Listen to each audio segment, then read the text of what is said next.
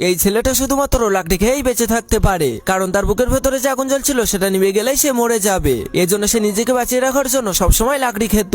এমনকি তার বাবা তার জন্য কোনো খেলনা তৈরি করে দিলে সে ওই খেলনাগুলো দিয়ে খেলাধুলো না করে সেগুলোকেও খেয়ে ফেলতো। এমনকি সে ধীরে ধীরে বড় হয়ে যাওয়ার কারণে তার ক্ষুধাও প্রচুর বেড়ে যাচ্ছিল।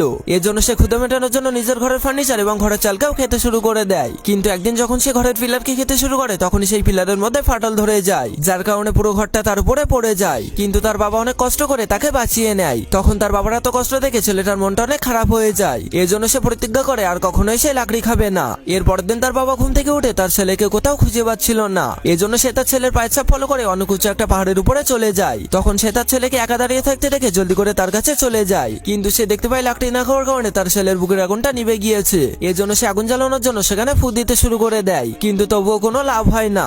এজন্য তার বাবা অনেক মন খারাপ করে তাকে মাটিতে শুইয়ে দেয়। এরপর তার হাতে তার তৈরি করা একটা খেলনা দিয়ে দেয়। কিন্তু তখনই সেই ঘুরন্ত খেলনাটাকে দেখার পর তার মাথায় একটা বুদ্ধি চলে আসে। এজন্য সে বুদ্ধি খাটিয়ে ছেলেটার বুকের মধ্যে হাওয়া দিয়ে চলতে পারে এমন একটা মেকানিক্যাল হার্ট লাগিয়ে দেয়, যার ফলে সেই ছেলেটা আবারও জীবিত হয়ে গেলে তার বাবা অনেক খুশি হয়ে যায়।